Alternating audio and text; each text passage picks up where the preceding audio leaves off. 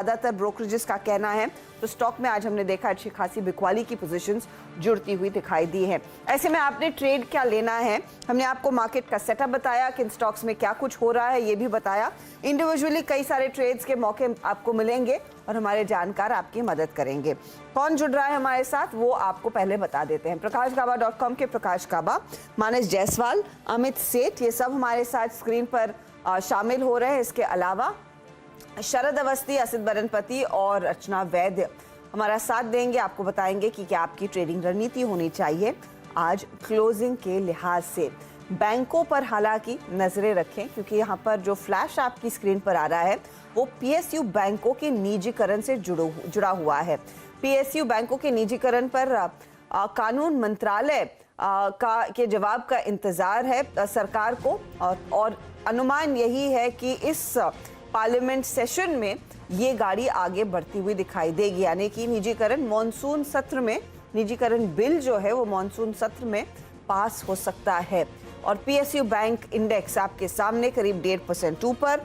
तो ये सभी सरकारी बैंक होंगे जो फिर से हरकत में आएंगे, फिर से रौनक दिखाएंगे। तो ये पूरा पैक है जिस पर आपकी नजरें होनी चाहिए। चलिए जानकारों से अब पूछना शुरू करते हैं कि वो इस इंडेक्स को कैसे ट्रेड कर रहे हैं और इस समय तेजी कितनी और जोर पकड़ती दिखाई देगी।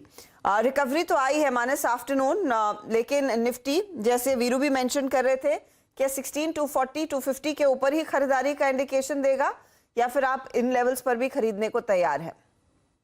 Good afternoon Harshita. तो बिल्कुल मैं तो समझता हूँ कि इस लेवल पे भी आप खरीदारी करनी चाहिए। देखिए, अगर गिरावट होती और वीकनेस होती मार्केट में तो आज बिल्कुल 16,100 के लेवल्स मॉर्निंग में ही ब्रेक हो गए होते।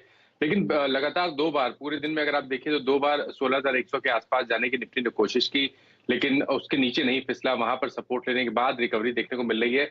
मेरा समझना है कि अगर आप डायरेक्टली निफ्टी में नहीं प्ले करना चाहते, फ्यूचर में प्ले नहीं करना चाहते हैं, तो कम से कम एट द मनी 16,200 का कॉल ऑप्शन तो बिल्कुल लेना चाहिए, जो कि 240 रुपए के आसपास ट्रेड कर रहा है।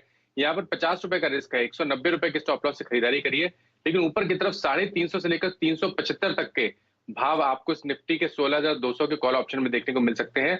तो ट्रेंड पॉजिटिव है और मेरा समझना है कि इस तेजी को कॉल ऑप्शन के जरिए खेलना चाहिए। तेजी को कॉल ऑप्शन के जरिए खेले, ये फिलहाल मानस का व्यू है। चलिए आपके लिए कुछ खास ट्रेड्स भी अब आइडेंटिफाई करते हैं मानस काबा साहब और अमित सेठ से। वो टॉप ट्रेड्स एट 2 आपके लिए हाजिर करेंगे और फिर आगे गाड़ी को बढ़ाएंगे स्टॉक स्पेसिफिक्स में जो हरकत देखने को मिलेगा। काबा साहब आफ्टरनून, बताइए आपका ट्रेड इस घंटे। मुझे लगता है इस वक्त लगता है मैरिको पर ध्यान देना चाहिए। ऑन द लॉन्ग साइड अच्छी तेजी है और लगता है कि आपको मिलेगा 510 515 जा सकता है। स्टॉप होगा करीब 503 का। मैरिको डिफेंसिव बेट एक्चुअली देना रिलायंस था, लेकिन मैं अपने क्लाइंट्स को दे चुका हूं इसलिए नहीं दे रहा। ओके, इस बीच एक बड़ी खबर यह है कि निफ्टी बैंक बहुत नज़दीक अपने 200 डे के, और जरा देखिए मानस ने कॉल दी है आपकी स्क्रीन पर, वो है 16,200 की। ये मंथली कॉल है, कहीं आप कंफ्यूज ना हो जाएं। और जो हम कॉल लेके चल रहे हैं इस कार्यक्रम में हर्षदौर में, वो है निफ्टी की इस वीकली कॉन्ट्रैक्ट की कॉल 16,200 जो हमने ली थी 125 की ट्रेजेक्ट्री में, वो ट्रेड कर रही है अब हर्षदा लगभग 168 पे। कमिटेड रही है यहाँ पर। और इस बीच प्लीज डायरेक्टर साहब एक काम कीजिएगा, स्क्रीन पे नीचे फ्लैश जरूर करिएगा। That's the biggest I think achievement of index today. Nifty bank 200 day exponential moving average के ऊपर आके ट्रेड करता हुआ अबव 200 डे में, और ये हो रहा है, आप समझ लीजिएगा कि एक अटेम्प्ट लिया था 3 जून को, सक्सीड नहीं हो पाया था। एक अटेम्प्ट लिया था 30 मई को, सक्सीड नहीं हो पाया था। ब्रीच हुआ था 29 अप्रैल को और वो जोन कटता हुआ। तो निफ्टी के लिए 2 चीजें, तमाम बैंकिंग स्टॉक्स, तमाम अगर आप देखें तो आईटी काउंटर्स इससे एडवांटेज लेते हुए, लेकिन बैंकिंग स्टॉक से एडवांटेज देते हुए।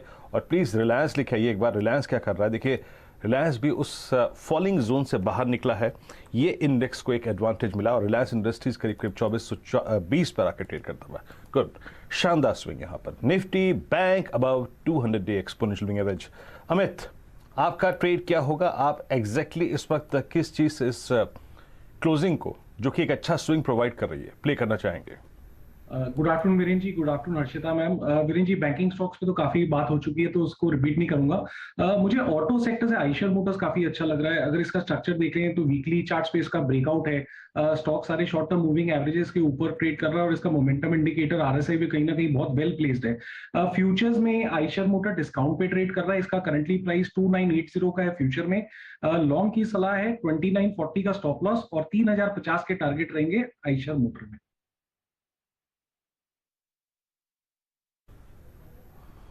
आइशर मोटर्स, तो यहां पे इस वक्त के 3 बहुत बड़े ट्रेड्स हुए हैं। आइशर मोटर्स लेके आइए 2997 पे, और एक चीज आई थिंक आपको यहां पर कोट करनी पड़ेगी कि 12 फरवरी 2021 यानी मोटा मोटी अगर आप देखें तो लगभग 1.5 साल का हाईएस्ट क्लस्टर निकलता हुआ। तो हर्षिता, वो जो क्रम जारी था ना, M&M, Ashok Leyland, TVS Motors का नए नए हाई क्रिएट करने का, it's not a new high but at least इस रेंज का हाईएस्ट क्लस्टर आइशर मोटर्स पे। हर्षदा, आप जी हाँ वीरू, यहाँ पर एक अच्छा खासा मोमेंटम